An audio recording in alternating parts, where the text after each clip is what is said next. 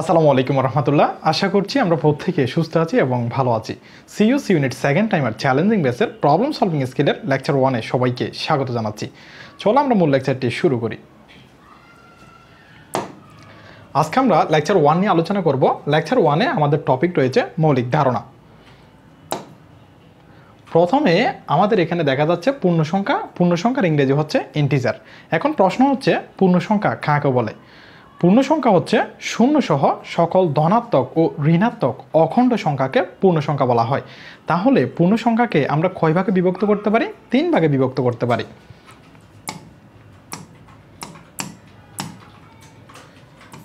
Number 1 শূন্য, number 2 ধনাত্মক সংখ্যা,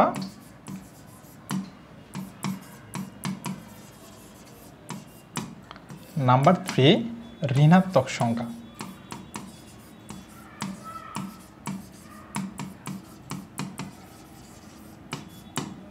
শূন্য মানে আমরা সবাই চিনি, এটি হচ্ছে শূন্য। ধনাত্মক সংখ্যা বলতে বোঝায় +1 +2 +3 +4, অর্থাৎ সংখ্যার আগে আমাদের পজিটিভ সাইন অর্থাৎ আমাদের প্লাস সাইন থাকতে হবে। যেমন হচ্ছে +2 +3 +4 +5 +6 প্লাস ... এরপরে ঋণাত্মক সংখ্যা বলতে আমরা কাদেরকে বুঝি? যে সকল সংখ্যার আগে নেগেটিভ সাইন অর্থাৎ আমাদের মাইনাস থাকে। যেমন -1 -2 -3 -4 -5 ... তাহলে আসলে পূর্ণ সংখ্যা কি আমরা তা দেখে ফেলেছি।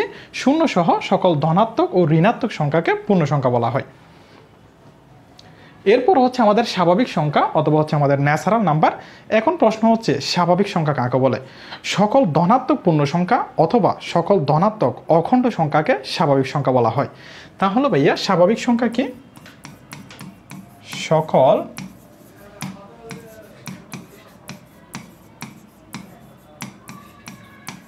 ধনাত্মক পূর্ণ সংখ্যা। এই সকল ধনাত্মক পূর্ণ সংখ্যাকে স্বাভাবিক সংখ্যা বলা হয়। স্বাভাবিক সংখ্যাকে যদি আমরা বিভক্ত করি তাহলে আমরা দেখি যে নাম্বার 1 মৌলিক সংখ্যা, এরপরও হচ্ছে যৌগিক সংখ্যা।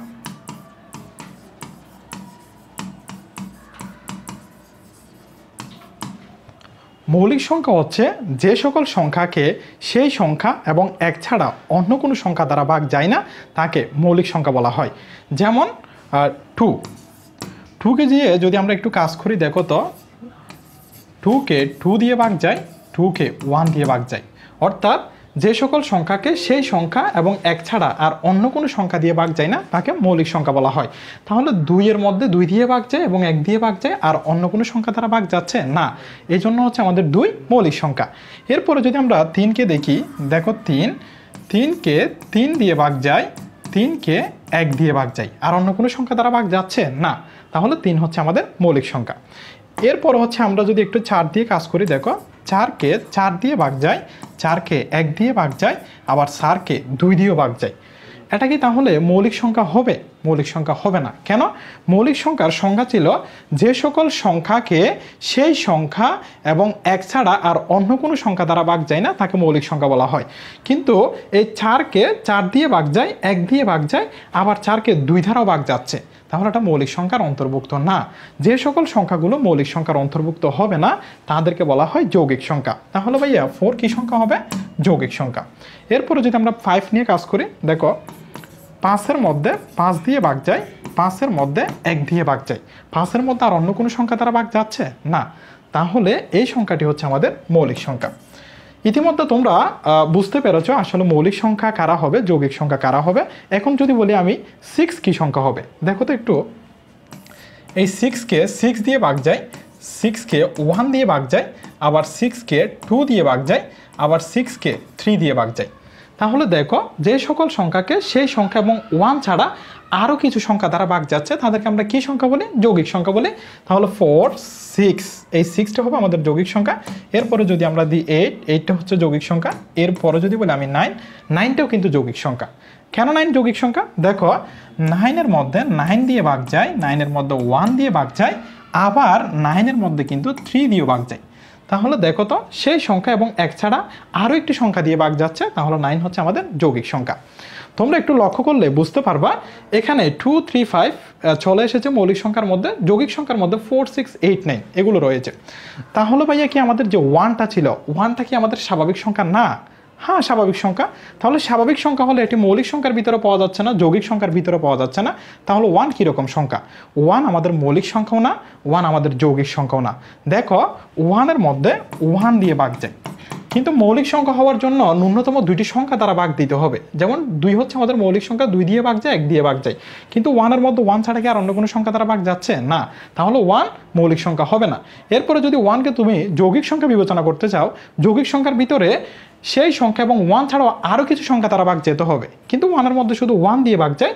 এই জন্য 1 মৌলিক সংখ্যাও না, 1 যৌগিক সংখ্যাও না, এই স্বাভাবিক সংখ্যার ভিতরে 1 1 হিসাবেই থাকে। 1 কী হিসেবে থাকে ভাইয়া? 1 হিসেবে থাকে।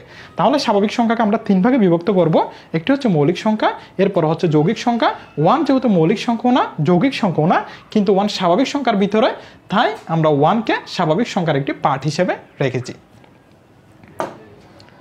এরপর হচ্ছে আমাদের মৌলিক সংখ্যা। মৌলিক সংখ্যার মধ্যে যে চার্টটা রয়েছে, এই চার্টটি থেকে প্রতি বছর বিভিন্ন বিশ্ববিদ্যালয়ে যে সকল বিশ্ববিদ্যালয়ে প্রবলেম সলভিং স্কিল থেকে প্রশ্ন হয়, সেখানে একটি প্রশ্ন হয়ে থাকে। তাহলে এই চার্টটি তোমাদেরকে মনোযোগ সহকারে দেখতে হবে। মৌলিক সংখ্যা আমরা ইতিমধ্যে শিখে এসেছি, যে সংখ্যা ওই সংখ্যা এবং 1 ছাড়া অন্য কোনো সংখ্যা দ্বারা বিভাজ্য নয় তাকে মৌলিক সংখ্যা বলে। যেমন 2, 3, 5, 7 এই সংখ্যাগুলো হচ্ছে আমাদের মৌলিক সংখ্যা। এখানে একটি সীমার কলাম দেওয়া রয়েছে, এখানে মৌলিক সংখ্যার কলাম দেওয়া রয়েছে। অর্থাৎ এখানে তোমার থেকে চাওয়া হবে 1 থেকে 10-এর ভিতরে মৌলিক সংখ্যা কয়টি, 11 থেকে 20-এর ভিতরে মৌলিক সংখ্যা কয়টি, 21 থেকে 30-এর ভিতরে মৌলিক সংখ্যা কয়টি, 31 থেকে 40-এর ভিতরে মৌলিক সংখ্যা কয়টি, 41 থেকে 50-এর ভিতরে মৌলিক সংখ্যা কয়টি, 51 থেকে 60-এর ভিতরে মৌলিক সংখ্যা কয়টি, 61 থেকে 70-এর ভিতরে মৌলিক সংখ্যা কয়টি, 71 থেকে 80-এর ভিতরে মৌলিক সংখ্যা কয়টি, 81 থেকে 90-এর ভিতরে মৌলিক সংখ্যা কয়টি, 91 থেকে 100 পর্যন্ত অর্থাৎ এই রেঞ্জের ভিতরে মৌলিক সংখ্যা কয়টি। এখানে তুমি একটু পর্যবেক্ষণ করলে দেখতে পাবে এখানে 10টি ঘর রয়েছে, অর্থাৎ এরকম 10টি সারি রয়েছে। এই জন্য তোমাকে 10 ডিজিটের একটা নাম্বার মুখস্থ রাখতে হবে। তুমি নাম্বারটা এইভাবে মুখস্থ রাখবা, 4 4 2 2 3 2 2 3 2 1। দেখো তো 10টা ডিজিট হয়েছে কিনা? 1 2 3 4 5 6 7 8 9 10। এখন প্রশ্ন হচ্ছে ভাই এটি আমরা কীভাবে মনে রাখবো? দেখো 4 4 অর্থাৎ প্রথমে তোমাকে বড় থেকে শুরু করতে হবে। তাহলে 4 4, এরপরে 2 2, এরপর হচ্ছে 3। 3টা তুমি একটু দেখো তো কয় নম্বরে স্থান পেয়েছে? 1 2 3 4 5। এটা কয় নাম্বার ভাইয়া? 5 নম্বরে। তাহলে 5টা আমাদের বিজুর না, 5 সংখ্যাটা? হ্যাঁ। এই জন্য তুমি এখান থেকে শুরু করে বিজুর অর্থাৎ 3টা থাকবে 5 নম্বরে, এরপরে আবার 2 2, এরপরে দেখো 3 অর্থাৎ ক্রম অনুসারে, এরপরে 2, এরপর হচ্ছে 1, অর্থাৎ আমাদের হ্রাস পাচ্ছে এরকম। তাহলে এটি আমরা বসাবো। দেখো 1 থেকে 10-এর ভিতরে মৌলিক সংখ্যা থাকবে 4টি, এরপর আবার কত রয়েছে? 4। তাহলে এই ঘর হবে আবার 4, অর্থাৎ 11 থেকে 20-এর ভিতরে মৌলিক সংখ্যা থাকবে 4টি। এরপরে দেখো 2 3 নম্বরে, তাহলে দেখো 1 নাম্বার 2 নাম্বার 3 নাম্বার, 3 নম্বরে বসাবো আমরা 2টি, অর্থাৎ 21 থেকে 30-এর ভিতরে মৌলিক সংখ্যা থাকবে 2টি। এরপরে দেখো আমি একটু তোমাকে একটু সুন্দর করে সাজিয়ে দিই। এটি হচ্ছে আমাদের প্রথম সারি, এটি হচ্ছে আমাদের দ্বিতীয় সারি, এটি হচ্ছে আমাদের তৃতীয় সারি। তাহলে আমরা সারি অনুসারে এই সংখ্যাগুলো বসাবো। এটি হচ্ছে আমাদের প্রথম সারিতে বসবে, এরপরে এটি হচ্ছে আমাদের দ্বিতীয় সারিতে বসবে, এরপর হচ্ছে এটি তৃতীয় সারিতে বসবে। তাহলে চতুর্থ সারিতে আবার কে বসতেছে? চতুর্থ সারিতে আবার বসতেছে হচ্ছে 2। তাহলে এটি হচ্ছে আমাদের চতুর্থ সারি না? হ্যাঁ। তাহলে চতুর্থ সারিতে বসবে এখানে এই যে 31 থেকে 40-এর ভিতরে মৌলিক সংখ্যা থাকবে 2টি। এরপর পঞ্চম সারি, দেখো এই যে 3, এই 3টা হচ্ছে আমাদের কত নাম্বার? এটি হচ্ছে 5ম নাম্বার সংখ্যা। তাহলে এটি বসবে আমাদের পঞ্চম সারিতে। পঞ্চম সারি কি এটি না? হ্যাঁ। পঞ্চম সারি হচ্ছে আমাদের 41 থেকে 50 এই রেঞ্জের ভিতরে। তাহলে মৌলিক সংখ্যা কয়টি থাকবে? 3টি। এরপরে ষষ্ঠ নাম্বারকে এখানে আবার 2, তাহলে এটি হচ্ছে আমাদের ষষ্ঠ। আমরা যদি একটু এদিকে থাকাই, এটি হচ্ছে আমাদের ষষ্ঠ সারি। তাহলে ষষ্ঠ সারির ভিতরে মৌলিক সংখ্যা কয়টি হবে? এই যে 2টি। এরপরে দেখো সপ্তম হচ্ছে এটি।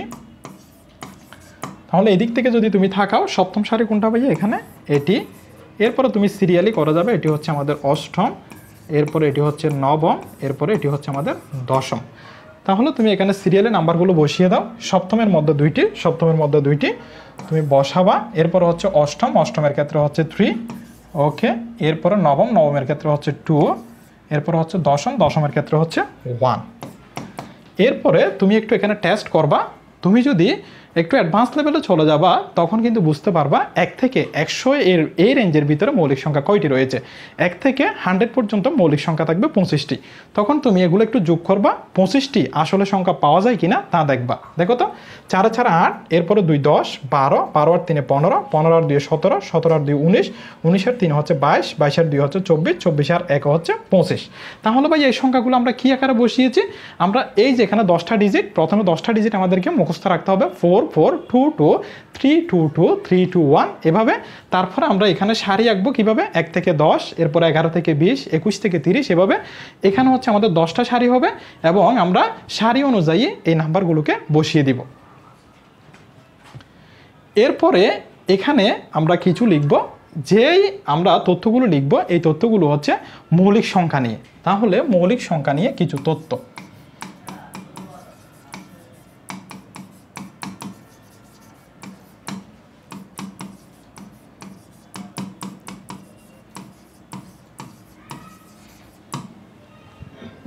প্রথমে হচ্ছে 1 থেকে 100 পর্যন্ত এই রেঞ্জে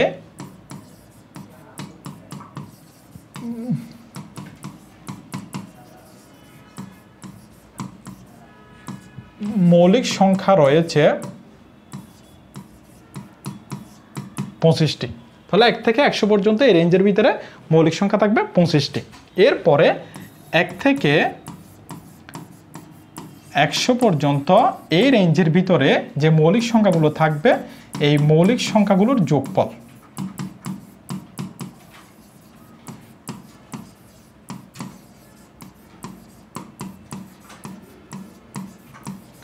এই মৌলিক সংখ্যাগুলোর যোগফল হচ্ছে 1060। এই তথ্যটা তোমাকে মনে রাখতে হবে। এরপরে তুমি একটু যখন পিছনের দিকে লক্ষ্য করবা তখন তুমি দেখতে পাবা 1 কিন্তু আমাদের মৌলিক সংখ্যা ছিল না এবং মৌলিক সংখ্যার ভিতর আমরা 0 কিন্তু পাই নাই।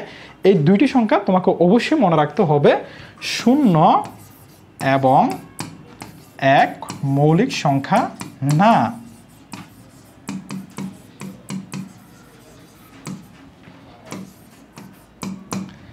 এরপর হচ্ছে পৃথিবীতে কতটি জোট মৌলিক সংখ্যা রয়েছে।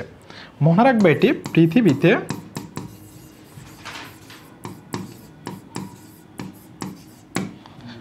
জোড় মৌলিক সংখ্যা রয়েছে 1টি।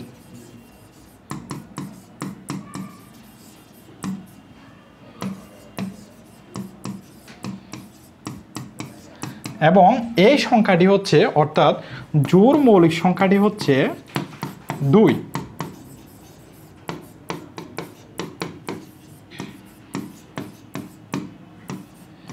তাহলে ভাইয়া পৃথিবীতে জোড় মৌলিক সংখ্যা আছে 1টি। এই জোড় মৌলিক সংখ্যা হচ্ছে আমাদের 2। আরেকটি তথ্য মনে রাখবা, ঋণাত্মক সংখ্যা কখনো মৌলিক সংখ্যা হতে পারে না।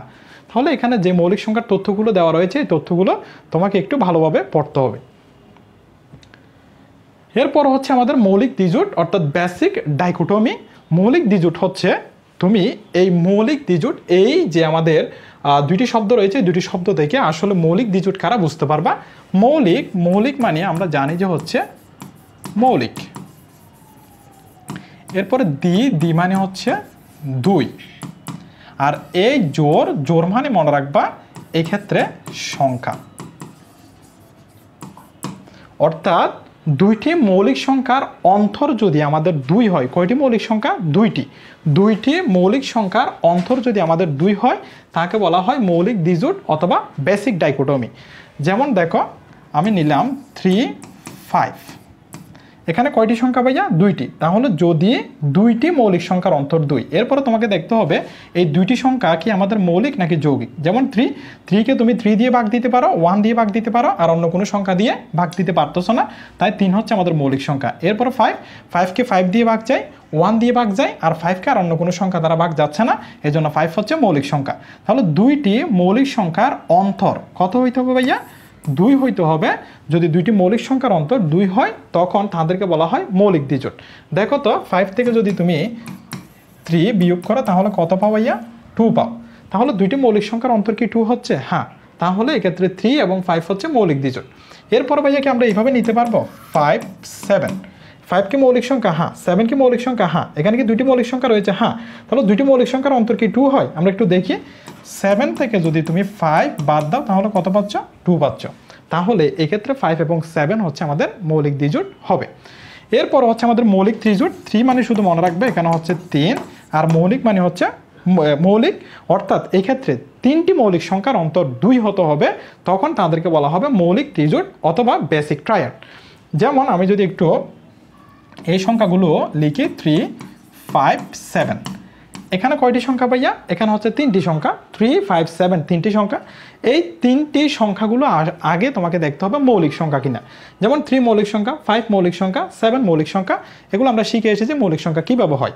এরপরে দেখতে হবে যে এই মৌলিক সংখ্যাগুলোর অন্তর 2 হয় কিনা। দেখো তো তুমি 7 থেকে 5 বাদ দাও তাহলে তুমি 2 পাচ্ছ? হ্যাঁ। এরপরে 5 থেকে 3 বাদ দাও, এখানেও কি 2 পাচ্ছ? হ্যাঁ।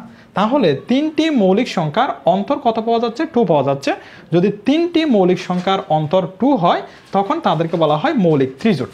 তাহলে মৌলিক ত্রিজোড়ের মধ্যে কয়টি সংখ্যা আসবে? 3টি। এবং কোন সংখ্যাগুলো? মৌলিক সংখ্যাগুলো। এবং তাদের অন্তর কত হবে? 2 হতে হবে। তাহলে মৌলিক দ্বিজোড় এবং মৌলিক ত্রিজোড় দুইটার ক্ষেত্রে অন্তর 2 হবে।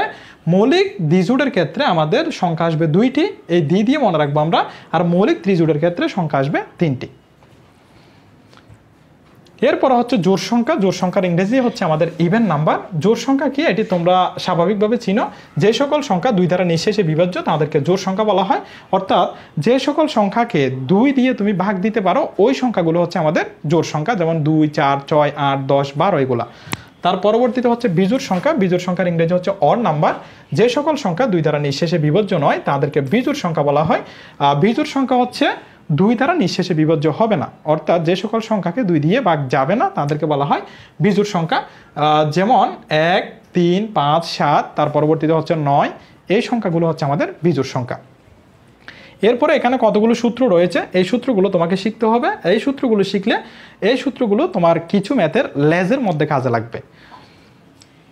দেখো এখানে রয়েছে জোড় সংখ্যা প্লাস জোড় সংখ্যা, অর্থাৎ এখানেও থাকবে জোড় সংখ্যা, এখানেও থাকবে জোড় সংখ্যা, মাঝখানে তোমাকে যোগ করতে হবে এই সংখ্যাগুলো। মনে করো তুমি এখানে 2 নিচ্ছ, 2 হচ্ছে একটি জোড় সংখ্যা, এরপরে যোগ আবার 2 নিচ্ছ, 2 হচ্ছে একটি জোড় সংখ্যা। দেখো তো জোড় সংখ্যা যোগ জোড় সংখ্যা, তাহলে কত হয় ভাইয়া? 4 হয়। তাহলে 4 যে ফলাফলটা আসছে এটা কি জোড় নাকি বিজোড়? জোড়। তাহলে আমাদের সূত্র ঠিক আছে, জোড় সংখ্যা। এরপর হচ্ছে জোড় সংখ্যা প্লাস বিজোড় সংখ্যা। তুমি একটি এখানে জোড় সংখ্যা নিবা প্লাস আর একটি বিজোড় সংখ্যা নিবা। বিজোড় সংখ্যা হচ্ছে 3 নিয়েছি আমি, 2 আর 3কে যোগ করলে তুমি কত পাচ্ছ ভাইয়া? 5 পাচ্ছ। তাহলে দেখো তো জোড় সংখ্যা যোগ যোগ বিজোড় সংখ্যা, 3 বিজোড় সংখ্যা ইকুয়াল কত আসতেছে? বিজোড় সংখ্যা। 5কে বিজোড় সংখ্যা? হ্যাঁ, তাহলে এটিও ঠিক আছে। এরপর বিজোড় সংখ্যা যোগ বিজোড় সংখ্যা, অর্থাৎ 2টি বিজোড় সংখ্যাকে তোমাকে যোগ করতে হবে। যেমন দেখো 3 যোগ 3, এখানে 3 বিজোড় সংখ্যা, 3 বিজোড় সংখ্যা আমি যোগ করেছি, 3 আর 3 কত হবে ভাইয়া? 6 হবে। এই 6টা কি ভাইয়া? জোড় সংখ্যা। তাহলে দেখো তো বিজোড় সংখ্যা যোগ বিজোড় সংখ্যা ইকুয়াল কি সংখ্যা ভাইয়া? জোড় সংখ্যা। এরপর জোড় সংখ্যা গুণ জোড় সংখ্যা, অর্থাৎ দুটি সংখ্যাকে কি করতে হবে? গুণ করতে হবে, এবং ওই সংখ্যাগুলো কীরকম হবে? জোড় সংখ্যা হবে। দেখো তো এখানে 2 গুণ 2, তাহলে 2 দ্বিগুণে কত হবে ভাইয়া? 4 হবে। তাহলে দুইটি সংখ্যা, এই দুইটি সংখ্যা কি ভাইয়া? জোড়। এবং কি করছি আমি? গুণ করছি। এর আগে কিন্তু আমাদের এই যে 3টা পার্ট ছিল এতটুক পর্যন্ত, সেগুলো কিন্তু আমরা যোগ করেছিলাম, এখন কিন্তু আমরা গুণ করতেছি। তাহলে 2 দুগুণে 4, ফলাফল কি আসতেছে? জোড় সংখ্যা। তাহলে এটিও ঠিক আছে। এরপর জোড় সংখ্যা গুণ বিজোড় সংখ্যা। দেখো তো আমি জোড় সংখ্যা নিলাম 2 গুণন বিজোড় সংখ্যা নিলাম 3, তাহলে 3 দুগুণে কত ভাইয়া? 3 দুগুণে হচ্ছে 6। তাহলে ফলাফল কি আসতেছে? জোড় সংখ্যা। তাহলে দেখো জোড় সংখ্যা গুণন বিজোড় সংখ্যা ইকুয়াল কত? জোড় সংখ্যা। এরপর বিজোড় সংখ্যা গুণ বিজোড় সংখ্যা, যেমন 3 একটি বিজোড় সংখ্যা গুণন এই 3 একটি বিজোড় সংখ্যা, তাহলে 3 তারিখে কত ভাইয়া? 3 তারিখে হচ্ছে 9। এই 9টা কি ভাইয়া? 9টা হচ্ছে আমাদের একটি বিজোড় সংখ্যা। তাহলে বিজোড় সংখ্যা গুণ বিজোড় সংখ্যা ইকুয়াল কত আসবে? বিজোড় সংখ্যা আসবে। অর্থাৎ এগুলো একেবারে হচ্ছে আমাদের বেসিক লেভেলের কিছু পড়াশোনা ছিল। মানে তুমি জোড় সংখ্যার সাথে জোড় সংখ্যা যোগ করলে কি হবে, গুণ করলে কি হবে, বিজোড় সংখ্যার সাথে বিজোড় সংখ্যা যোগ করলে কি হবে, গুণ করলে কি হবে, এই সূত্রগুলো তোমাকে মুখস্থ রাখতে হবে না, তুমি উদাহরণের মাধ্যমে এই তথ্যগুলো মনে রাখতে পারবা। এরপর হচ্ছে আমাদের কিছু ফর্মুলা। এই ফর্মুলাগুলো কিন্তু আমাদের ম্যাথের মধ্যে কাজে লাগবে। এই ফর্মুলাগুলো হচ্ছে দেখো এখানে বলা হয়েছে পজিটিভ অর নেগেটিভ নাম্বার, অর্থাৎ এখানে পজিটিভ এবং নেগেটিভের ভিতরে একটি তোমাকে সম্পর্ক তৈরি করতে হবে এবং এই সম্পর্কের ফলাফল কি আসে তা দেখতে হবে। এখানে দেখো পি, পি মানে আমরা বোঝাচ্ছি এখানে পজিটিভ, এরপরে এন, এন মানে বোঝাচ্ছি হচ্ছে এখানে নেগেটিভ। এই পজিটিভ মানে হচ্ছে ভাই আমাদের প্লাস, আর নেগেটিভ মানে হচ্ছে আমাদের মাইনাস। দেখো এখানে শুধুমাত্র আমরা 3টা তথ্য মনে রাখবো, এই তথ্যগুলো দিয়ে তুমি এখানে যতগুলো ফর্মুলা রয়েছে সব ফর্মুলাগুলো সলভ করতে পারবা। প্লাস প্লাস, এরপরে মাইনাস মাইনাস, প্লাস মাইনাস। দেখো এখানে আমরা প্লাসে প্লাসে গুণ করব, এখানে আমরা মাইনাসে মাইনাসে গুণ করব। তুমি শুধু মনে রাখবা যদি এখানে সাইনগুলো একই রকম হয়, কীরকম হয় ভাইয়া, একই রকম হয়, তখন সবার ক্ষেত্রে প্লাস হবে। অবশ্যই মনে রাখতে হবে এক্ষেত্রে তোমার গুণ হোক ভাগ হোক, যদি তুমি সাইনগুলো একই রকম দেখো তখন ফলাফল কি আসবে ভাইয়া, প্লাস। তাহলে এখানে মাইনাস আছে, এখানে মাইনাস আছে, সাইনগুলো কি একই রকম না, তাহলে কি আসবে প্লাস। তোমার দেখার দরকার নাই যে এখানে কি প্লাস আছে নাকি মাইনাস আছে, শুধু দেখবা যে সাইনগুলো একই রকম কিনা। যেমন দেখো প্লাস প্লাস, সাইনগুলো একই রকম, তাহলে ফলাফল আসবে প্লাস। এরপরে মাইনাস মাইনাস, সাইনগুলো একই রকম, হ্যাঁ, তখন ফলাফল আসবে কি প্লাস। এরপরে এখানে প্লাস এখানে মাইনাস, যখন দেখবা যে একটা সাইন একরকম অন্য সাইন আরেক রকম তখন মাইনাস, চোখ বন্ধ করে। যদি ভাই আমি মাইনাসটা এখানে দিই ইন্টু প্লাসটা যদি এখানে দিই তখন আমার ফলাফল কি আসবে, মাইনাস প্লাস, একটা সাইন একরকম অন্য একটা সাইন আরেক রকম, এক্ষেত্রে হচ্ছে আমার মাইনাস। যদি ভাই এখন আমি ভাগ করি, এখানে তো সবগুলো গুণ ছিল, আমি যদি ভাগ করি দেখো তো এখানে আছে প্লাস ডিভাইডেড বাই এখানে আছে প্লাস, ফলাফল কি আসবে প্লাস। কি বলছিলাম, সেটি ভাগ হোক সেটি আমাদের গুণ হোক, যদি দুইটি সাইন একই রকম থাকে তখন সব সময় প্লাস আসবে। যদি ভাই এরকম হয় মাইনাস ডিভাইডেড বাই মাইনাস, অর্থাৎ উপরেও মাইনাস আছে নিচেও মাইনাস আছে, ফলাফল কি আসবে, ফলাফল প্লাস। কেন, কারণ এখানে দুইটি সাইন হচ্ছে একই রকম। তাহলে দেখো তো আমি বলেছি তোমাদেরকে ইতিমধ্যে পি মানে আমি যেটি বোঝাচ্ছি সেটি হচ্ছে প্লাস, আর এন মানে যেটি বোঝাচ্ছে সেটি হচ্ছে নেগেটিভ অর্থাৎ মাইনাস। তাহলে এখানে বলা হয়েছে প্লাস ইন্টু প্লাস, তাহলে প্লাস ইন্টু প্লাস, যখন দুইটা প্লাসকে গুণ করি সাইনগুলো একই রকম না, হ্যাঁ, তাহলে ফলাফল কি আসবে ভাইয়া প্লাস। তাহলে এখানে পি অর্থাৎ পজিটিভ বা প্লাস চলে এসেছে, হ্যাঁ, তাহলে এটি ঠিক আছে। এরপরে দেখো পি মানে হচ্ছে আমাদের পজিটিভ, তাহলে প্লাস, এরপরে ইনটু এন মানে নেগেটিভ মানে মাইনাস, তাহলে মাইনাস। তাহলে ভাই এখানে একটা সাইন হচ্ছে প্লাস অন্য একটা সাইন হচ্ছে মাইনাস, যখন সাইন ভিন্ন থাকবে তখন আমাদের ফলাফল কি আসবে, মাইনাস। ওকে, মাইনাস, তাহলে এন দিয়ে নেগেটিভ, ওকে ডান। এরপরে এন ইন্টু পি অর্থাৎ মাইনাস ইন্টু প্লাস, এখানে কি সাইন একই রকম না, সাইন ভিন্ন, তাহলে ফলাফল কি আসবে ভাইয়া মাইনাস, তাহলে এন অর্থাৎ নেগেটিভ। এরপরে নেগেটিভ ইন্টু নেগেটিভ, দেখো এখানে মাইনাস ইন্টু আবার মাইনাস, দুইটা সাইন কি একই রকম, হ্যাঁ, দুইটা সাইন একই রকম হলে ফলাফল কি হয় ভাইয়া প্লাস। তাহলে পি মানে কি বোঝাচ্ছি আমরা, পজিটিভ বা প্লাস। এরপর পজিটিভ ডিভাইডেড বাই পজিটিভ অর্থাৎ প্লাস ভাগ প্লাস, এরকম না, হ্যাঁ, আমি বলেছি ভাগ চিহ্ন হোক গুণ চিহ্ন হোক, যদি সাইনগুলো একই রকম থাকে তখন আমাদের ফলাফল কি আসবে, প্লাস আসবে। সো প্লাস, এখানে কি পি আছে না, হ্যাঁ, ওকে।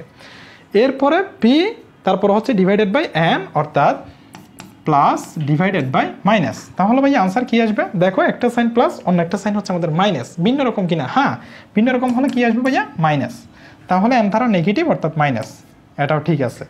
এরপর হচ্ছে নেগেটিভ ডিভাইডেড বাই পজিটিভ অর্থাৎ উপরে হচ্ছে মাইনাস ডিভাইডেড বাই প্লাস। এখন তোমাদের অনেকের মনে প্রশ্ন থাকতে পারে, ভাইয়া প্লাসটা একবার উপরে দিচ্ছি প্লাসটা একবার নিচে দিচ্ছি, কিছু সময় মাইনাসটা নিচে আসতেছে আবার কিছু সময় মাইনাসটা উপর আসতেছে, এক্ষেত্রে কোনো সমস্যা হবে কি না, কোনো সমস্যা হবে না। তুমি শুধু দেখবা যে যেখানে কাজ করতেছে এখানে সাইনগুলো একই রকম নাকি সাইনগুলো ভিন্ন।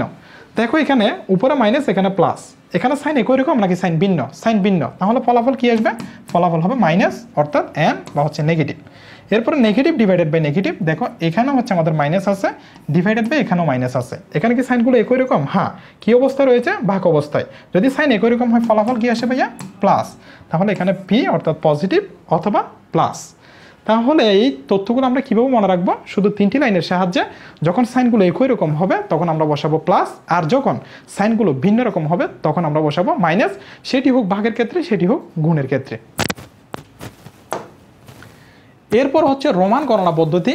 এখানে অনেকগুলো বিশ্ববিদ্যালয়ে আমরা দেখেছি যেটি রোমান গণনা পদ্ধতি, এই রোমান গণনা পদ্ধতির আই এর মান কত, ভি এর মান কত, এক্স এর মান কত, এরকম কতগুলো প্রশ্ন এসে থাকে। এটি আমরা মনে রাখবো মেডিকেল জেভিয়ার, এটি তুমি একটু লিখবা, দেখো এম এই মেডিকেল জেভিয়ারটা লেখার সময় তুমি প্রথমে যে লেটারটা দিয়ে শুরু করবা এই লেটারটা বড় হাতের লিখবা, এরপরে ইটা ছোট হাতের লিখবা, এরপরে ডি তাহলে আবার বড় হাতের লিখবা, এরপরে আইটা হচ্ছে ছোট হাতের লিখবা, এরপরে কি ভাইয়া সিটা আবার বড় হাতের লিখবা, এরপরে এটা ছোট হাতের লিখবা, এরপর হচ্ছে আমার যে লেখার ধরন এই লেখার ধরন অনুযায়ী কি হবে বড় হাতের হবে। তাহলে প্রথমে বড় হাতের, এরপরে ছোট, এরপরে বড়, এরপরে ছোট, এরপরে বড়, এরপরে ছোট, এরপরে কি ভাইয়া এরপরে বড়। তাহলে মেডিকেল লেখা শেষ। এরপরে আরেকটি শব্দ সেটা হচ্ছে জেভিয়ার। তাহলে জেভিয়ারটা লেখা শুরু করবা এক্সটা বড় হাতের হবে, এরপরে ইটা হচ্ছে ছোট হাতের হবে, এরপর হচ্ছে ভি।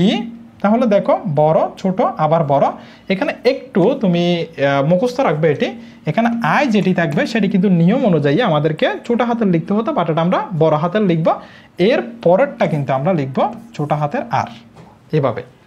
তাহলে প্রথমে বড়, এরপরে ছোট, এরপরে বড়, এরপরে ছোট, এরপরে বড়, এরপরে ছোট, আবার বড়, মেডিকেল শেষ।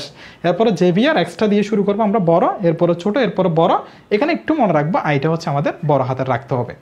আমরা এটি এদিক থেকে শুরু করব। দেখো এই আইয়ের মান আমরা সবাই জানি সেটি হচ্ছে 1। যখন আমরা এই যে রোমান গণনা পদ্ধতি এটাকে যখন আমরা কনভার্ট করি তখন আইয়ের মান পাই হচ্ছে 1। এরপর ভি এর মান হচ্ছে আমরা এটাও জানি সেটি হচ্ছে 5। এরপর এক্স এর মান হচ্ছে আমাদের 10। এরপর হচ্ছে আমাদের এল এর মানটা তুমি একটু মনে রাখবা, এটি হচ্ছে আমাদের 50। এরপরে সিটা আমরা মনে রাখবো হচ্ছে সেঞ্চুরি দিয়ে। সেঞ্চুরি মানে কত ভাইয়া? সেঞ্চুরি মানে হচ্ছে 100। তাহলে সি এর মান কত হবে? সি এর মান হবে 100। এরপরে ডিটা আমরা মনে রাখবো, এটি হচ্ছে আমাদের 500 ডি, তাহলে 500, তাহলে এটি হচ্ছে 500। এরপরে এমটা মনে রাখবো আমরা ম্যাঠা দিয়ে, ম্যাঠা মানে হচ্ছে বড় মানে হচ্ছে 1000। তাহলে দেখো মেডিকেল জেভিয়ার মোটামুটি এই যে রোমান গণনা পদ্ধতিটি এতটুকু শিখলে তুমি প্রবলেম সলভিং স্কিলের যে প্রশ্নগুলো এখান থেকে হয় এই প্রশ্নগুলোর উত্তর দিতে পারবো ইনশাল্লাহ। তাহলে এটা আমরা কিভাবে লিখেছি, প্রথমে বড় এরপরে ছোট, এইভাবে এদিক থেকে শুরু করব। আই মানে হচ্ছে 1, ভি মানে 5, এক্স মানে হচ্ছে 10, এল মানে হচ্ছে আমাদের 50, সি মানে সেঞ্চুরি মানে হচ্ছে আমাদের 100। এরপরে ডি মানে হচ্ছে 500, যদিও এখানে সেঞ্চুরি মানে 100 এটা মনে রাখবা, আর ডি মানে 500 এতটুকু মনে রাখতে হবে, আর এম মানে হচ্ছে ম্যাটা মানে হচ্ছে 1000। এরপর হচ্ছে এখন আমরা দেখব বিশ্ববিদ্যালয়ে প্রবলেম সলভিং স্কিলের প্রশ্নগুলো এই মৌলিক ধারণা থেকে কিভাবে এসেছে। তুমি এই প্রশ্নগুলো দেখে মোটামুটি ধারণা পেয়ে যাবা মৌলিক ধারণাটা কতটুকু গুরুত্বপূর্ণ। দেখো এখানে বলা হয়েছে 1 থেকে 11 পর্যন্ত কয়টি মৌলিক সংখ্যা আছে। হাউ মেনি কত আছে প্রাইম নাম্বারস মৌলিক সংখ্যা আর দেয়ার, অর্থাৎ এই রেঞ্জে ফ্রম 1 to 11, অর্থাৎ 1 থেকে 11 এই রেঞ্জের ভিতরে কতটি মৌলিক সংখ্যা আছে। দেখো তো আমরা যে চার্টটা পড়েছিলাম সেই চার্টটা 1 থেকে 10 এভাবে শুরু করেছিলাম। দেখো 1 থেকে 10, 11 থেকে 20, 21 থেকে 30, 31 থেকে 40, 41 থেকে 50 এভাবে শুরু করেছিলাম না? হ্যাঁ, এখানে যে আমরা ডিজিটটা সাজিয়েছিলাম এটাই পাবে না, 4 4 2 2 3 2 2 3 2 1। তাহলে 1 থেকে 10-এর ভিতরে মৌলিক সংখ্যা কয়টি বসবে ভাইয়া? 4টি। এরপরে কয়টি? 4টি। এরপরে কয়টি? 2টি। এরপরে কয়টি? 2টি। এরপরে কয়টি? 3টি। বাকিগুলো তুমি এভাবে সাজাবা, এখানে বসিয়ে দিবা। তাহলে 1 থেকে 10-এর ভিতরে মৌলিক সংখ্যা পাচ্ছে কয়টি ভাইয়া? 4টি। তোমরা এখানে অনেকেই ভুল করেছে, এই প্রশ্নটি চট্টগ্রাম বিশ্ববিদ্যালয়ের 22টি সেশন অর্থাৎ এই বছরে এসেছিল। তোমরা অনেকে এখানে 4 দাগিয়ে দিয়ে এসেছো, কিন্তু এখানে বলা হয়েছে 1 to 11, অর্থাৎ 1 থেকে 11 পর্যন্ত। 1 থেকে 10-এর ভিতরে 4টি, ঠিক আছে। এরপরে দেখো তো ভাইয়া এই যে 1 to 11, এই 11টা কি হচ্ছে আমাদের মৌলিক সংখ্যা না? হ্যাঁ, তাহলে তোমাকে এখানে আরও কয়টি সংখ্যা যোগ করতে হবে? 1টি। তাহলে টোটাল কয়টি হবে? 5টি। তাহলে 1 থেকে 11 পর্যন্ত কয়টি মৌলিক সংখ্যা থাকবে? 5টি মৌলিক সংখ্যা থাকবে। তাহলে 5 কোথায় রয়েছে? বি অপশনে রয়েছে। সো বি অপশনটা হচ্ছে আমাদের কারেক্ট আনসার। এরপরে দেখো এখানে বলা হয়েছে 1 থেকে 100 পর্যন্ত কতটি মৌলিক সংখ্যা আছে। হাউ মেনি কত প্রাইম নাম্বারস মানে হচ্ছে মৌলিক সংখ্যা, কতটি মৌলিক সংখ্যা আছে আর দেয়ার এই রেঞ্জে ফ্রম 1 to 100, অর্থাৎ 1 থেকে 100 পর্যন্ত এই রেঞ্জের ভিতরে কতটি মৌলিক সংখ্যা রয়েছে। এই তথ্যটা আমি দিয়েছিলাম, কিন্তু তোমাদের হয়তো অনেকেরই মনে পড়তেছে 1 থেকে 100 পর্যন্ত কতটি মৌলিক সংখ্যা আমি লিখেছি এবং কয়টি মৌলিক সংখ্যা আমি যোগ করে পেয়েছিলাম? 25টি। তাহলে 25 কোথায় আছে? বি অপশন আছে। সো বি অপশনটা হচ্ছে কারেক্ট আনসার। এরপরে দেখো এখানে বলা হয়েছে 1 থেকে 1000 পর্যন্ত কতটি জোড় মৌলিক সংখ্যা আছে, হাউ মেনি কত ইভেন জোড় প্রাইম নাম্বারস মৌলিক সংখ্যা আর দেয়ার এই রেঞ্জে ফ্রম 1 টু 1000। দেখো তাহলে 1 থেকে 1000-এর ভিতরে কয়টি মৌলিক সংখ্যা আছে। আমরা শিখেছিলাম পৃথিবীতে জোড় মৌলিক সংখ্যা রয়েছে একটি। 1 থেকে 1000-এর ভিতরে অনেক মৌলিক সংখ্যা রয়েছে, বাট 1 থেকে 1000-এর ভিতরে জোড় মৌলিক সংখ্যা থাকবে শুধুমাত্র একটি, এবং এই সংখ্যাটি কত 2। তাহলে 1 থেকে 1000-এর ভিতরে জোড় মৌলিক সংখ্যা কয়টি থাকবে, একটি। সো এই অপশনটা হচ্ছে আমাদের কারেক্ট অ্যান্সার। এরপরে দেখো 40 থেকে 100 পর্যন্ত বৃহত্তম ও ক্ষুদ্রতম মৌলিক সংখ্যার অন্তর কত। দেখো what is the difference. Difference মানে হচ্ছে আমাদের অন্তর বা হচ্ছে বিয়োগ। তাহলে হোয়াট ইজ দ্য ডিফারেন্স অর্থাৎ অন্তর কত বিটুইন দ্য লার্জেস্ট। লার্জেস্ট মানে হচ্ছে আমাদের সর্বোচ্চ, অথবা এটাকে বৃহত্তম বলতে পারবা, অ্যান্ড স্মলেস্ট। স্মলেস্ট মানে হচ্ছে আমাদের ক্ষুদ্রতম। আর প্রাইম নাম্বারস মানে হচ্ছে মৌলিক সংখ্যা ফ্রম 40 to 100, অর্থাৎ 40 থেকে 100 পর্যন্ত বৃহত্তম এবং মৌলিক সংখ্যার ডিফারেন্সটা কত সেটি বের করতে বলা হয়েছে। তোমাকে দেখতে হবে রেঞ্জটা কত। দেখো রেঞ্জটা হচ্ছে আমাদের 40 থেকে 100। এই রেঞ্জের ভিতরে তোমাকে বৃহত্তম এবং ক্ষুদ্রতম মৌলিক সংখ্যার অন্তর বের করতে হবে। এই রেঞ্জের ভিতরে তুমি দেখো তো এখানে বৃহত্তম মৌলিক সংখ্যাটা আগে তোমাকে বের করতে হবে, এরপরে ক্ষুদ্রতম মৌলিক সংখ্যাটা বের করতে হবে এই রেঞ্জের ভিতরে, এবং দুইটার অন্তর বের করতে হবে। তাহলে তোমাকে প্রথমে লিখতে হবে এই রেঞ্জের জন্য বৃহত্তম মৌলিক সংখ্যা।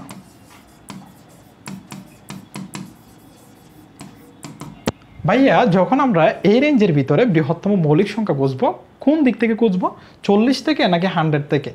অবশ্যই 100 থেকে, কারণ 40 থেকে খুঁজলে তখন আমরা যেটি ক্ষুদ্রতম মৌলিক সংখ্যা সেটি পাবো। তাহলে কি ভাইয়া 100 আমরা বসিয়ে দিব? এই রেঞ্জের ভিতরে 100 হচ্ছে সর্বোচ্চ। না, 100 তুমি বসাতে পারবা না। কেন? 100 হচ্ছে আমাদের মৌলিক সংখ্যা না। তার মানে কি আমি 100 একে চলে যাব? না, কারণ কেন? তোমাকে এই রেঞ্জের ভিতরে থাকতে হবে। তাহলে কি আমি এখানে আসবো, অর্থাৎ 100 থেকে ছোটোর দিকে আসবো? অবশ্যই ছোটোর দিকে আসতে হবে, এবং আস্তে আস্তে এটি সর্বোচ্চ তুমি 40 পর্যন্ত আসতে পারবা, এর বাইরে যাওয়া যাবে না। তাহলে 100 থেকে আমি এসেছি 99। 99 কি আমাদের মৌলিক সংখ্যা? না, তাহলে এটিও হবে না। এরপরে 98 কি মৌলিক সংখ্যা? না। কেন? কারণ 98-এর মধ্যে 98 দিয়ে ভাগ যায়, 1 দিয়ে ভাগ যায়, আবার 2 দিয়ে ভাগ যায়, তাহলে এটি মৌলিক সংখ্যা হচ্ছে না। তাহলে আমরা একটু 97 আসি। 97 কি মৌলিক সংখ্যা? হ্যাঁ, 97 মৌলিক সংখ্যা। কারণ কেন?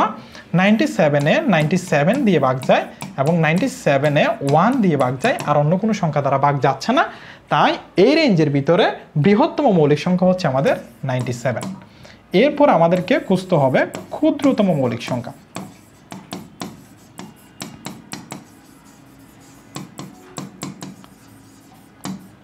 তাহলে ভাইয়া এই রেঞ্জের ভিতরে ক্ষুদ্রতম মৌলিক সংখ্যা আমরা কিভাবে পাবো? ছোট থেকে শুরু করব, 40 দিয়ে। হ্যাঁ, তাহলে 40 কি আমাদের মৌলিক সংখ্যা? না। তাহলে আরেকটু যেতে হবে, আমরা কি 39-এর দিকে আসবো? না, এই রেঞ্জের ভিতরে থাকতে হবে। তাহলে আমরা 41-এর দিকে যাব। 41 কি মৌলিক সংখ্যা? হ্যাঁ। কেন? কারণ 41-এর মধ্যে 41 দিয়ে ভাগ যায়, আর 41-এর মধ্যে 1 দিয়ে ভাগ যায়, আর অন্য কোনো সংখ্যা দ্বারা ভাগ যাচ্ছে না। এই জন্য 41 হচ্ছে আমাদের মৌলিক সংখ্যা, এবং এই রেঞ্জের ক্ষেত্রে এটি হচ্ছে আমাদের ক্ষুদ্রতম মৌলিক সংখ্যা। তাহলে বৃহত্তম মৌলিক সংখ্যা আমরা পেয়েছি 97, ক্ষুদ্রতম মৌলিক সংখ্যা পেয়েছি 41। এরপর আমাদেরকে কি বের করতে হবে? দেখো তো 40 থেকে 100 পর্যন্ত বৃহত্তম ও ক্ষুদ্রতম মৌলিক সংখ্যার অন্তর। অন্তর মানে কি বলেছিলাম? ডিফারেন্স, অথবা হচ্ছে আমাদের বিয়োগ। অর্থাৎ এই বৃহত্তম মৌলিক সংখ্যা থেকে ক্ষুদ্রতম মৌলিক সংখ্যাকে কি করতে হবে? বিয়োগ করতে হবে। তাহলে আমরা এখন অন্তরটা বের করব। অন্তর ইকুয়াল 97 বৃহত্তম মাইনাস এরপর হচ্ছে ক্ষুদ্রতম। তাহলে তুমি কত পাচ্ছ? 7 থেকে 1 গেলে 6, এরপরে 9 থেকে 4 গেলে হচ্ছে 5। তাহলে 56, অর্থাৎ আমাদের 56। 56টা কোথায় আছে? ডি। সো ডি অপশনটা হচ্ছে আমাদের কারেক্ট অ্যান্সার। এরপরে দেখো এখানে বলা হয়েছে কোন সংখ্যা হতে 180 বিয়োগ করে, কোন সংখ্যা হতে 180 বিয়োগ করে 120 যোগ করলে 324 হবে। সাবট্রাক্টিং মানে হচ্ছে ভাইয়া বিয়োগ। 180 অর্থাৎ 180 বিয়োগ, অ্যান্ড দেন এবং তারপর অ্যাডিং 120 অর্থাৎ 180 যোগ টু হুইচ নাম্বার, কোন সংখ্যা হতে উইল ইল 334 অর্থাৎ কোন সংখ্যা থেকে 180কে বাদ দিলে এবং 120 যোগ করলে 324 হবে। আমরা কি সংখ্যাটি জানি? না, সংখ্যাটি জানি না। তুমি এইরকম যতগুলো ম্যাথ করবা সব ম্যাথগুলোর মধ্যে তুমি সংখ্যাটি ধরে নিবা। তাহলে ধরি সংখ্যাটি x। তোমাদের অনেকের মনে প্রশ্ন থাকতে পারে, ভাইয়া সংখ্যাটি কি আমি y z ক খ এভাবে ধরতে পারবো? হ্যাঁ, তোমার ইচ্ছা মতো সংখ্যাটিকে ধরতে পারবা, তবে সংখ্যাটি অজানা থাকবে। এখন পর্যন্ত কিন্তু আমরা x এর মান জানি না। ওকে, তাহলে দেখো এই সংখ্যাটি থেকে 180 কি করতে হবে? আমাদেরকে বাদ দিতে হবে, এবং 120 কি করতে হবে? যোগ করতে হবে, এবং উইল ইল্ড অর্থাৎ আমাদের ইকুয়াল হবে কত? 334। তাহলে দেখো কোনো সংখ্যা থেকে আমরা জানি না, এক সংখ্যা থেকে 180 বিয়োগ করলে 120 যোগ করলে 324 হবে। এখন আমরা x এর মানটা বের করব। দেখো x ইকুয়াল 324, তাহলে 180কে ওই পাশে নিয়ে যাব আমরা, এক্ষেত্রে হবে প্লাস 180, 120কে ওই পাশে নিয়ে গেলে হবে মাইনাস 120। তুমি এখানে কাজ করো, কাজ করলে তুমি যেটি পাচ্ছ সেটি হচ্ছে 483। 384 কোথায় আছে? এ অপশন আছে, সো এ অপশনটা হচ্ছে কারেক্ট অ্যান্সার। দেখো এখানে বলা হয়েছে যদি তিনটি ক্রমিক সংখ্যার যোগফল 210 হয় তবে বৃহত্তম সংখ্যা দুইটির যোগফল কত? If the sum of three consecutive integer is 210 then the sum of the two larger integer is. Sum মানে হচ্ছে ভাইয়া যোগফল, আর কনসিকিউটিভ ইন্টিজার মানে হচ্ছে ক্রমিক পূর্ণ সংখ্যা।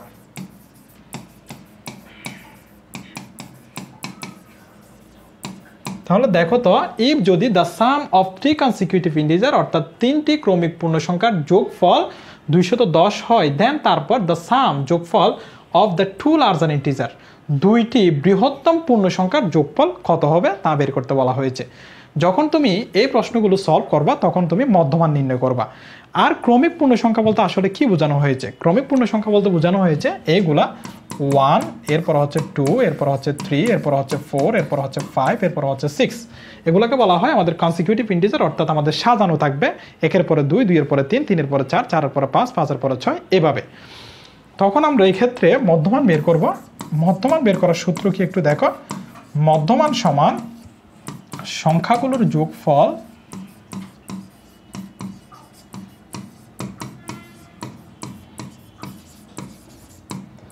ডিভাইডেড বাই কয়টি সংখ্যা।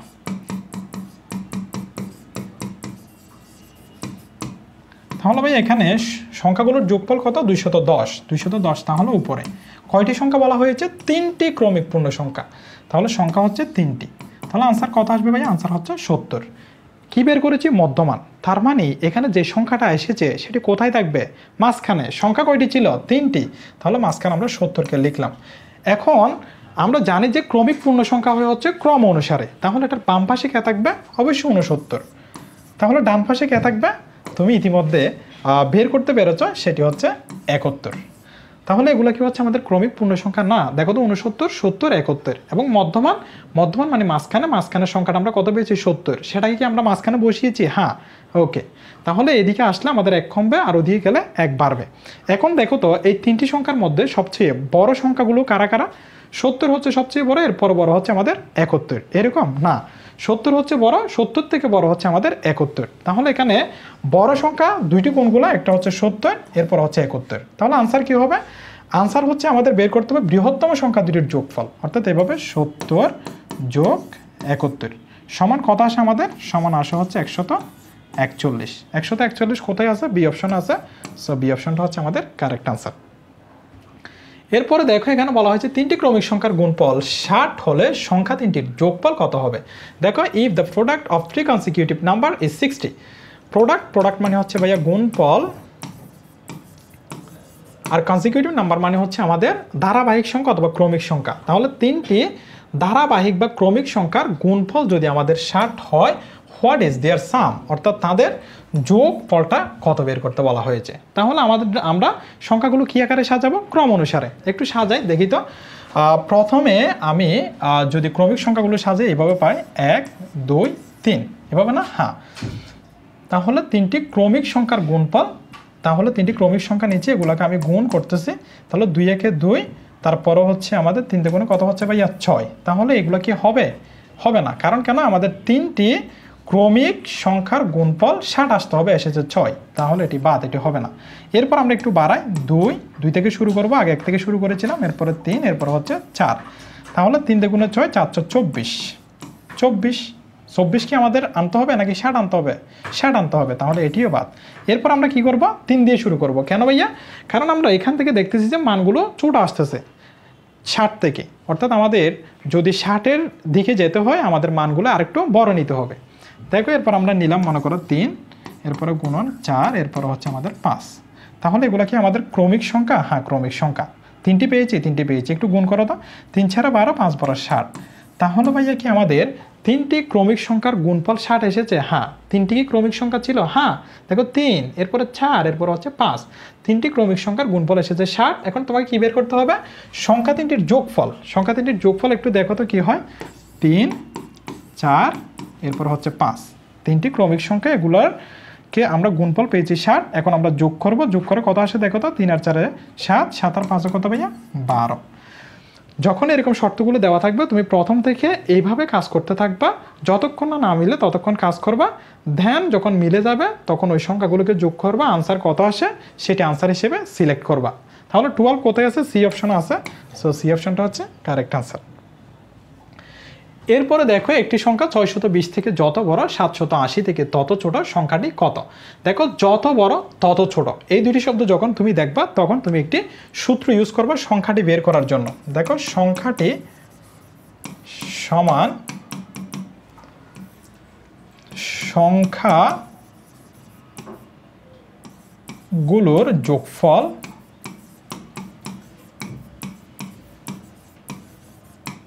ডিভাইডেড বাই কয়টি সংখ্যা।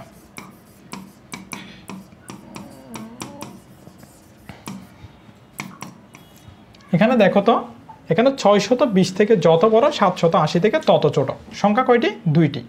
তাহলে 620 যোগ 780, সংখ্যাগুলো যোগ করেছে, কয়টি সংখ্যা পেয়েছি আমরা? এখানে 2টি সংখ্যা, তাহলে 2 দিয়ে ভাগ। তাহলে উপরে কত হচ্ছে আমাদের একটু দেখো তো, উপরে হচ্ছে আমাদের 1400, নিচে হচ্ছে আমাদের 2, তাহলে আনসার আসতেছে কত ভাইয়া? 700। এখন একটু তুমি এটা আসলে আমাদের কারেক্ট আনসার কিনা একটু টেস্ট করে দেখতে পারো। দেখো এখানে 700, এখানে বসাবা তুমি 620, এদিকে বসাবা 780। দেখো 620 থেকে এই 700টা কত বড় হচ্ছে? আমাদের বড় হচ্ছে 80 বড়।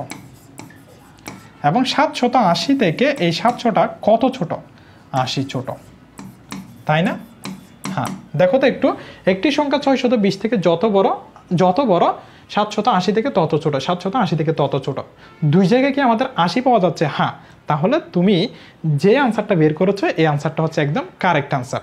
তাহলে আমাদের কত হবে ভাইয়া সংখ্যাটা হচ্ছে আমাদের 700। তাহলে সি অপশন, এই সি অপশনটা হচ্ছে আমাদের কারেক্ট আনসার। এরপরে দেখো এখানে বলা হয়েছে কোনো সংখ্যার 1/4 থেকে 4 বিয়োগ করলে বিয়োগফল 20, সংখ্যাটি কত? সংখ্যাটি বের করতে বলা হয়েছে। এখন আমরা তো সংখ্যাটি জানি না, এই জন্য আমরা ধরে নিব সংখ্যাটি x।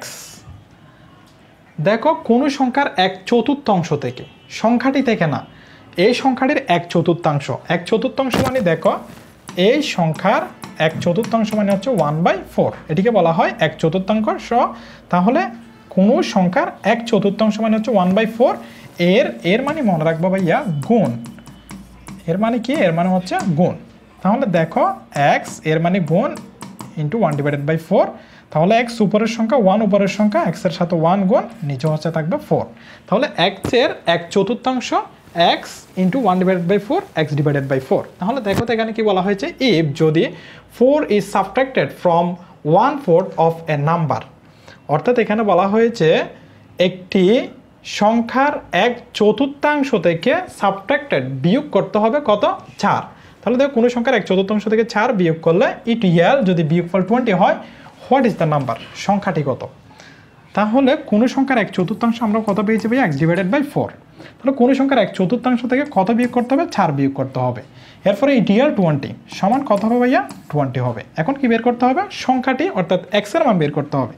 তাহলে এখানে যদি আমরা 4 লসাগু নিই, x এখানে হচ্ছে আমাদের হচ্ছে 4 4 16, ইকুয়াল 20, এটার নিচে মনে মনে 1 আছে। আমরা আর গুণ কীভাবে করি ভাইয়া? আর গুণ করতে পারবো যখন এদিকে ভগ্নাংশ এদিকে ভগ্নাংশ।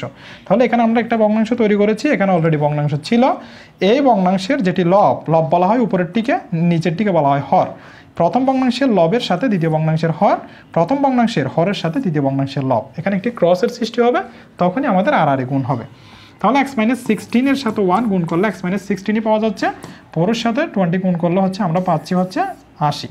তাহলে x ইকুয়াল এদিকে এটি আছে -16, ওই পাশে নিয়ে গেলে হবে +16। তাহলে আনসার কত আসতেছে ভাইয়া? আনসার আসতেছে হচ্ছে 96। তাহলে সংখ্যাটি কত? সংখ্যাটি হচ্ছে আমাদের 96। 96 কোথায় আছে? বি অপশন আছে। সো বি অপশনটা হচ্ছে আমাদের কারেক্ট আনসার। এর পরবর্তীতে দেখো, এখানে বলা হয়েছে দুটি ধনাত্মক সংখ্যার পার্থক্য 6 এবং তাদের বর্গের পার্থক্য 108, সংখ্যা দুটির যোগফল কত? দেখো, দ্য ডিফারেন্স অর্থাৎ পার্থক্য অফ টু পজিটিভ নাম্বারস, অর্থাৎ দুটি ধনাত্মক সংখ্যার পার্থক্য ইজ কত? 6, অ্যান্ড এবং the difference of their squares, এবং তাদের বর্গের পার্থক্য ইজ 108। দেখো, দুটি ধনাত্মক সংখ্যার পার্থক্য ছিল 6 এবং দুইটি ধনাত্মক সংখ্যার বর্গের পার্থক্য হচ্ছে আবার 108। What is the sum of two numbers? ওই দুটি সংখ্যার যোগফল কত বের করতে বলা হয়েছে। এই ম্যাথটি তোমাকে একটু ঠান্ডা মাথায় করতে হবে। দেখো, এখানে প্রথমে বলা হয়েছে দুইটি ধনাত্মক সংখ্যার পার্থক্য। তুমি একটি ধনাত্মক সংখ্যা নিচ্ছ, দেখো প্রথম ধনাত্মক সংখ্যা মনে করো x,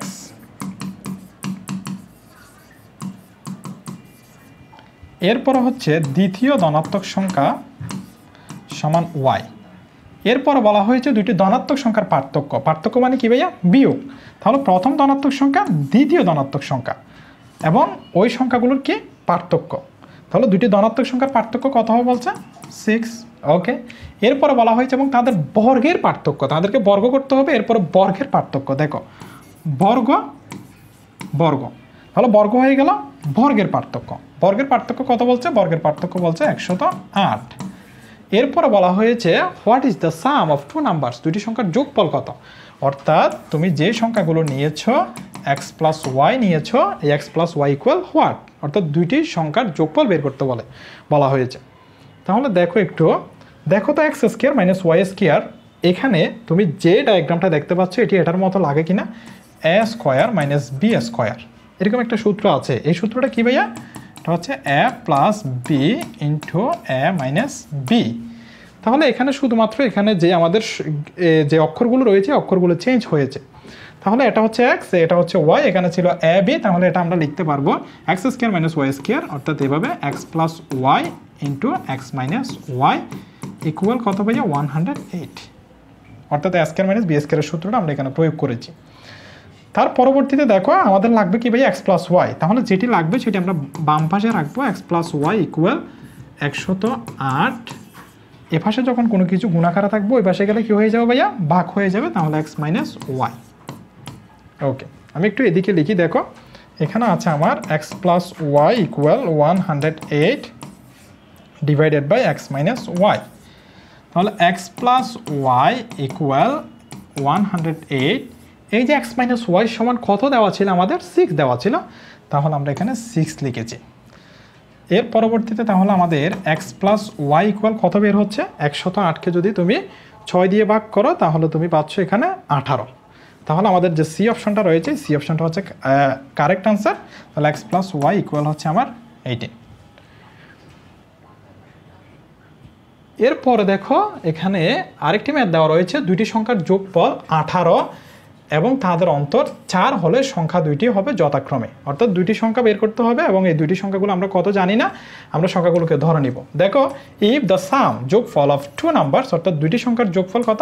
18, অ্যান্ড এবং দেয়ার ইন্টারভ্যাল, ইন্টারভ্যাল মানে ভাইয়া হচ্ছে অন্তর, অথবা হচ্ছে আমাদের পার্থক্য, অথবা হচ্ছে বিয়োগ। এখানে ইন্টারভ্যালও দেওয়া থাকতে পারে, আবার এখানে ডিফারেন্সও দেওয়া থাকতে পারে। তাহলে and their interval is 4, অর্থাৎ তাদের অন্তর 4, then তারপর the numbers will be 2 respectively, অর্থাৎ ওই দুইটি সংখ্যা যথাক্রমে হবে। দুইটি সংখ্যাগুলো আমরা জানি না, এই জন্য আমরা ধরে নিব, ধরি একটি সংখ্যা x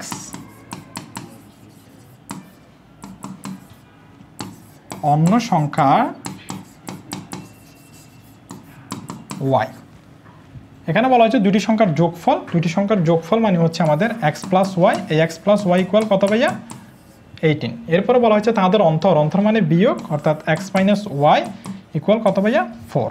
তাহলে আমরা এখানে যে শর্তগুলো দেওয়া ছিল শর্তগুলো লিখেছি। এরপর আমাদেরকে বলা হয়েছে x ইকুয়াল হোয়াট এবং y ইকুয়াল হোয়াট, অর্থাৎ ওই সংখ্যা দুইটির মান কত হবে।